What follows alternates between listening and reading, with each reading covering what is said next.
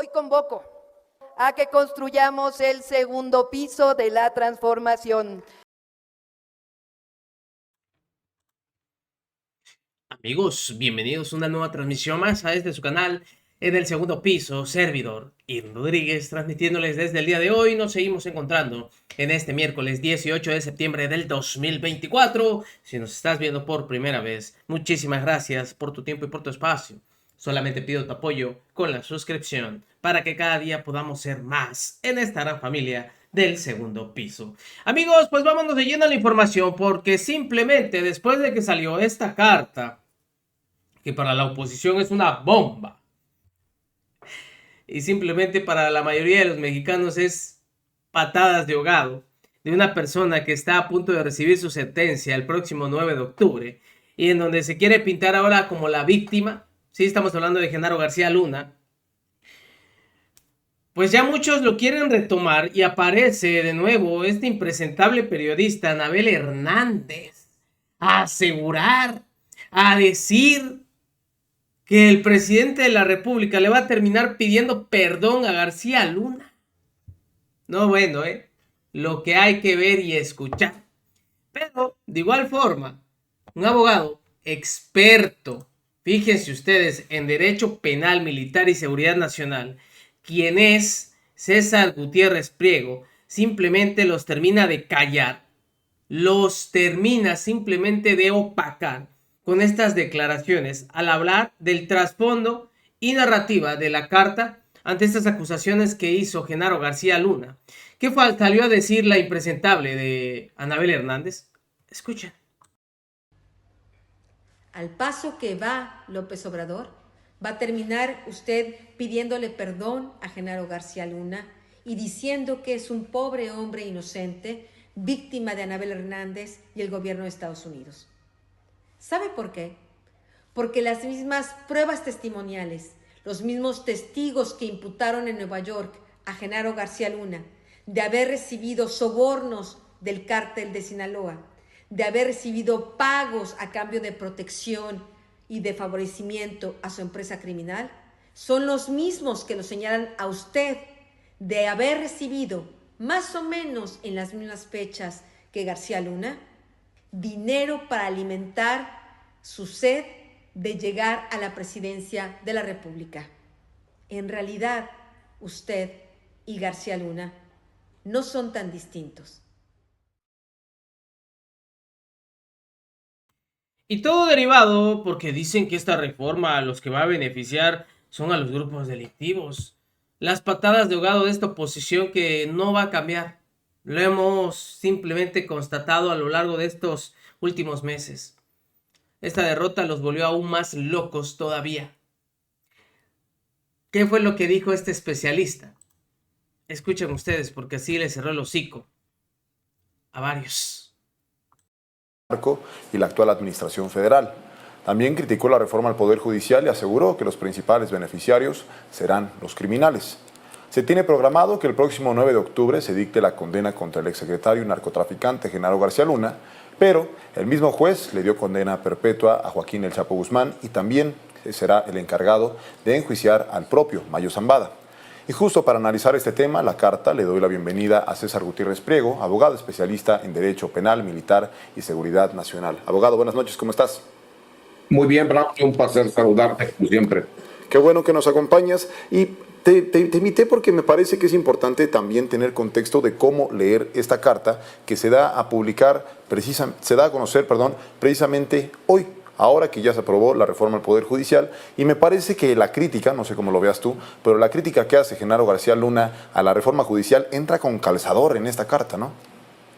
Bueno, y aparte me parece que venía completamente fuera de lugar, ¿no?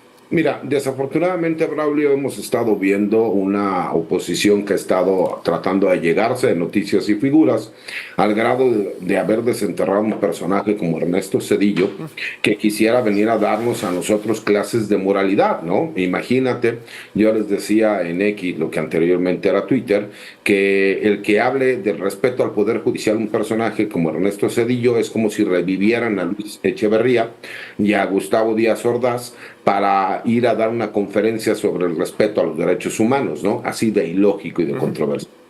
Pero fíjate que la carta de 4 páginas, ¿no? Que yo tengo conocimiento, que se la dan a conocer a varios periodistas, pero quien la hace pública es Keegan Hamilton, ¿no?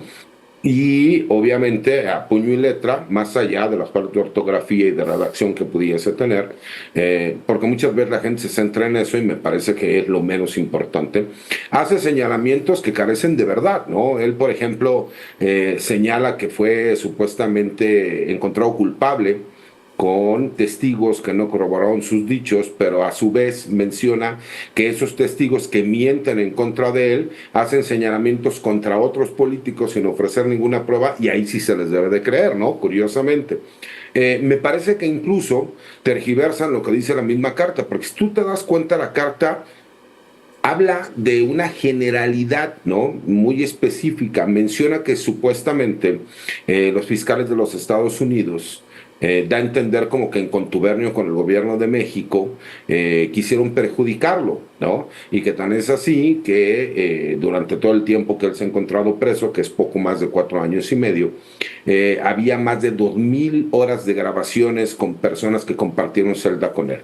Pero que curiosamente, cuando recordemos que él aparte tiene otra causa penal en donde él quiso contratar a un sicario de una mafia rusa, en donde él solicitaba los servicios para acallar o amenazar testigos que iban a deponer o a declarar en su contra. No solo todos estos comentarios que me parecen, como tú dices, el meter la reforma al Poder Judicial que entra con calzador, señala que de acuerdo a la carta que el Mayo Zambada hizo del conocimiento también por parte de sus abogados hace poco más de un mes, supuestamente señala que existen nexos de grupos criminales con el gobierno. No señala si con el gobierno federal o con el gobierno estatal, pero que lo maneja como si eso fuera una prueba. Cuando lo único que dice el Mayo es que la detención que se llevó a cabo, que fue lo que sucedió, y no menciona nada más. Y que hoy sabemos que en teoría fue secuestrado por otro presunto narcotraficante, por Joaquín Guzmán López, ¿no? Quien, curiosamente, el gobierno de los Estados Unidos no se entera y llega a territorio norteamericano. Pero no solo hace toda esta narrativa que va llevando a cabo, sino que empieza a señalar mentiras ya muy tajantes, como por ejemplo de que el hecho de que supuestamente un juez ya determinó que todo el dinero que él posee no fue producto del narcotráfico, cuando me parece que valdría la pena aclararle a la gente que los fiscales querían demostrar el enriquecimiento ilícito que hubo por parte de él, pero que la autoridad le señala claramente, el juzgado, el juez Brian Cogan, les dice que solamente puede ser en el periodo en donde él fue secretario de Seguridad en el gobierno de Felipe Calderón y director del AFI en el sexenio de Vicente Fox, ¿no? Entonces, este supersecretario de Seguridad de los gobiernos panistas, porque es una realidad, solamente se podía checar sus finanzas hasta el año 2012. Pero recordemos que él tiene una demanda por parte del gobierno mexicano en donde tiene diversas propiedades, cantidades de dinero en diferentes cuentas por un valor cercano a los 750 millones de dólares. Me imagino que alguien sin querer la depositó en esas cuentas propiedades, ¿no? Es lo que me parecería todavía mucho más ilógico. Pero yendo un poco más al entramado, él menciona que supuestamente estos testigos que mienten cuando lo señalan a él y que él ya fue juzgado y encontrado culpable y solamente está esperando sentencia, hacen señalamientos a otros personajes y señala al presidente de México. Hay que recordar que ese señalamiento ya lo había intentado hacer su abogado en algún momento y que incluso el mismo gobierno de los Estados Unidos y algunos periodistas lo desmienten porque el señalamiento fue directamente para quien era presidente de México en ese entonces, que era Enrique Peña Nieto. Hay que recordar, ¿no?, que así fue la situación y cómo se llevó a cabo. Pero vamos todavía más allá, ¿no, mi querido Braulio? Él termina señalando que supuestamente en estas imputaciones todo se encuentra en los archivos del juzgado, que lo pueden buscar, pero habla de que supuestamente existen video, fotos y llamadas telefónicas. Y eso lo hace en referencia a las investigaciones, las supuestas investigaciones que hace Anabel Hernández, que no ha corroborado ningún dato de prueba y que todo ha sido a dichos y testigos de oídas, en donde dice, créeme, A mí me lo dijeron y no han soportado con ninguna prueba.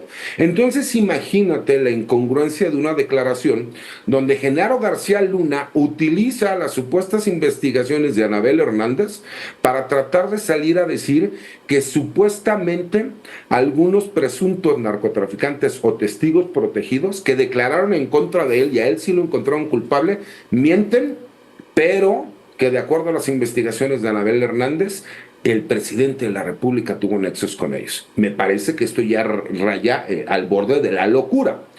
Pero le ha servido a diferentes comentócratas, a políticos de oposición y a algunos medios de comunicación para tergiversar la información y darle a entender como que Genaro García Luna denunció o que descubrió nexos del presidente de la República, o que supuestamente hubo algunos que hasta se atrevieron a decir que supuestamente Genaro García Luna tenía grabaciones en donde aparecía el presidente o fotografías o audios, cuando todos sabemos que el presidente desde el año 1997, pero en específico desde el año 2000 que se convirtió en jefe de gobierno y que en el 2005 iniciaron el desafuero, ha sido el hombre más investigado de este país por todas las instituciones de seguridad y de inteligencia y del extranjero, y no le han encontrado absolutamente nada.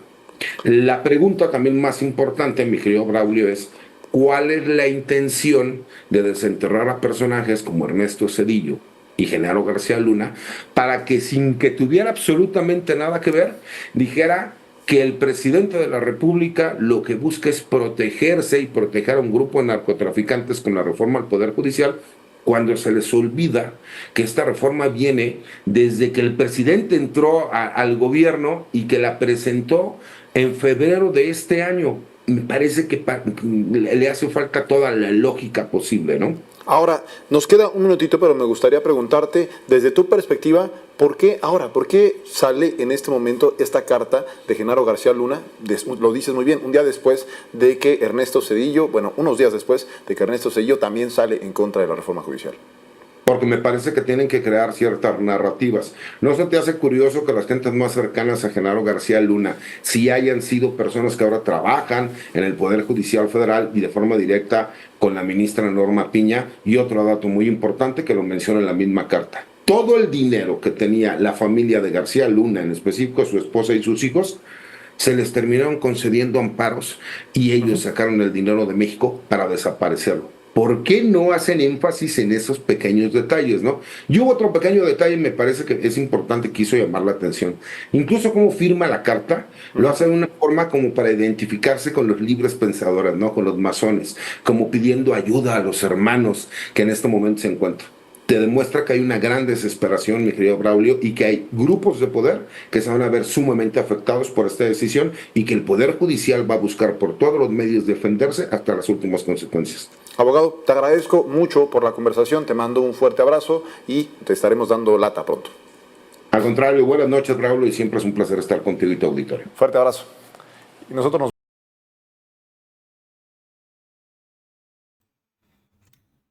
Pues ahí está. Así simplemente hace pedazos también los dichos de Anabel Hernández y de algunos medios que simplemente quieren dar por bueno toda esta situación. Dan pero pena.